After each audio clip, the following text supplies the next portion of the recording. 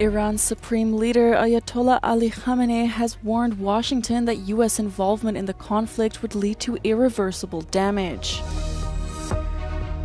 Trump is set to sign an executive order extending the deadline for the Chinese sale of TikTok by 90 days. The Dutch government is advising parents not to allow children under the age of 15 to use social media platforms such as TikTok and Instagram, citing psychological and physical health concerns. The advisory also calls for children to only receive their first smartphone in their last year of primary school. The guidelines, which are not legally binding, come after a group of experts and scientists put together a request after finding that intense screen time and social media usage can result in physical and psychological problems in children. They distinguish between messaging apps like WhatsApp and Signal and sites like Instagram and TikTok, which experts say are made to be more addictive. Parents are also being advised not to allow any screen time at all until the age of 2. Sources have told Euronews Israel could be the first country to be targeted by a reform of the EU's mechanism to suspend short-stay visa-free travel into the bloc and Schengen area. The conflict between Israel and Iran has entered its 6th day of open hostilities, with fresh Israeli airstrikes targeting Tehran overnight and into Wednesday afternoon. Iran's supreme leader Ayatollah Ali Khamenei strongly rejected U.S. calls for surrender, delivering a warning to Washington. ورود آمریکا در این قضیه 100% به ضرر اوست. اونچه که او در این زمینه ضربه خواهد خورد به مراتب بیشتر است از اونچه که ایران ممکنه صدمه بخوره. صدمه آمریکا اگر ورود در این میدان بشه، ورود نظامی در این میدان بکنه، صدمه جبران ناپذیری خواهد بود بدون تردید. The Ayatollah's comments come a day after U.S. President Donald Trump demanded unconditional surrender in a social media post, adding that the U.S. knows where he is but has no plans to kill him yet.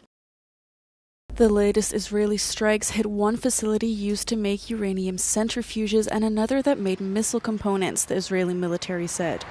Iran has fired fewer missiles as the conflict has worn on. It has not explained the decline, but Israel has targeted launchers and other infrastructure related to the missiles. Order, order. British MPs on Tuesday voted to decriminalise abortion for women in England and Wales. 379. The amendment passed with 379 votes to 137 and is the biggest change to abortion laws for almost 60 years. It means that women who terminate their pregnancy after 24 weeks will no longer risk being investigated by police.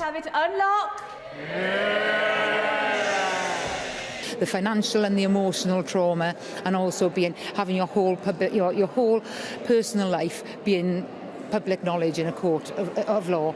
It's just wrong. So this is a really simple amendment. It's been backed by over 300 MPs today, and once this bill passes in the House, that law will come into place straight away. Anti-abortion groups oppose the measures, arguing it will open the door to abortion on demand at any stage of pregnancy. But the law will still penalise anyone who assists a woman, including medical professionals, in getting an abortion outside the existing legal framework.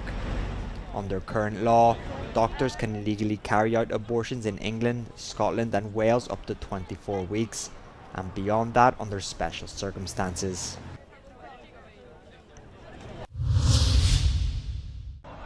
US President Donald Trump is expected to sign an executive order this week to extend by 90 days the deadline for the Chinese owner of TikTok to divest from the social media platform.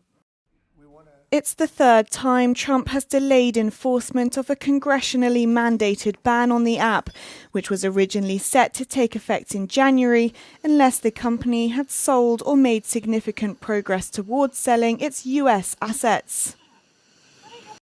After starting his second presidential term, Trump extended the deadline to early April and then again to the 19th of June, after the app helped to boost his support among young voters in the 2024 election.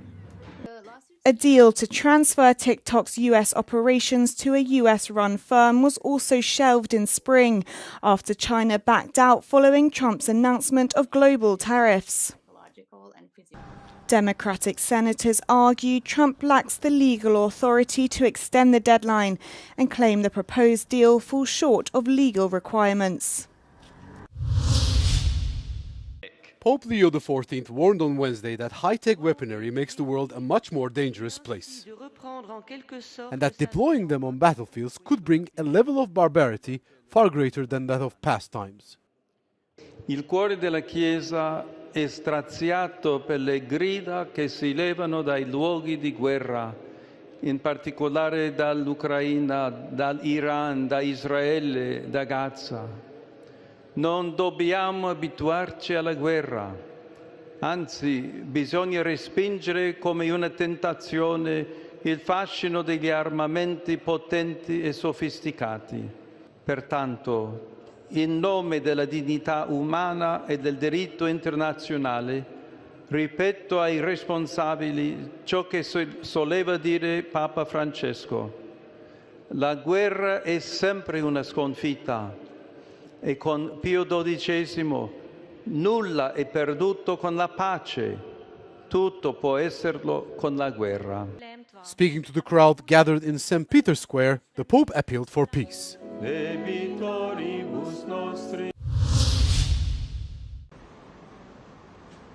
The Dutch government is advising parents not to allow children under the age of 15 to use social media platforms such as TikTok and Instagram, citing psychological and physical health concerns.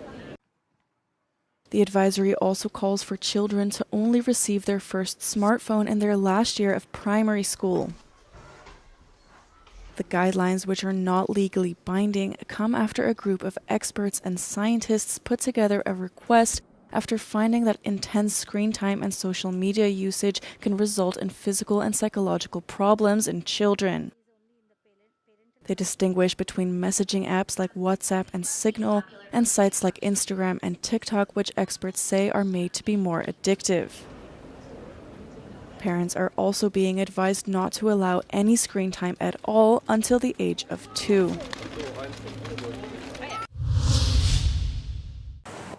Israel could be the first country to be targeted by a reform to the EU's mechanism to suspend short-stay visa-free travel into the bloc and Schengen area, multiple sources have told Euronews. The new rules agreed on Tuesday between the European Parliament and member states amend the grounds for suspending visa-free schemes to include violations of international human rights or humanitarian law. This would apply to decision makers responsible for the breaches. So we are not targeting any single country, but actually we are trying to boost and to help the Commission the tool that allows us to implement, the human rights and the international law. But sources say Israel, which is among a list of 61 countries whose citizens enjoy visa travel to the Schengen area for short stays, could be first targeted as it fields accusation of war crimes and crimes against humanity in its war on Gaza. To trigger the mechanism, the European Commission will have to issue an implementing act calling for such a suspension, which will require the approval of member states with only a qualified majority necessary to block the motion. Countries in the Schengen area can also request the mechanism be triggered by notifying the Commission they believe the criteria have been met. Both the Parliament and the Council now need to formally approve the new rules. The world's largest annual kite festival is underway on the Danish island of Fano, bringing together more than 5,000 enthusiasts from countries across Europe, Asia and the US. Known as the Fano International Kite Flyers Meeting, this year also marks a special milestone for the festival. We're happy to be able to celebrate the 40th anniversary of the Fano International Kite Flyers Meeting, because it went from a very small, not even a festival, just a couple of tourists flying kites, and then to now, where we, after 40 years, we are the biggest kite flyers meeting in the world. Kites originated in Asia and later made their way to Europe, where they evolved into both popular children's toys and instruments for scientific discovery. A standout example is the festival's 100-metre-long Indonesian kite, which was first paraded through Nordby, a historic Danish seafaring village dating back to the Viking Age. In Indonesia, kites hold a deep meaning, serving as cultural expressions, spiritual symbols, and intricate works of art.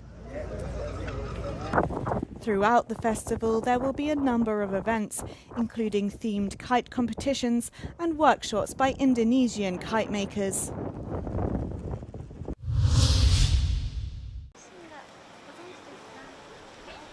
The Japanese Meteorological Agency has issued heat stroke advisories across the country.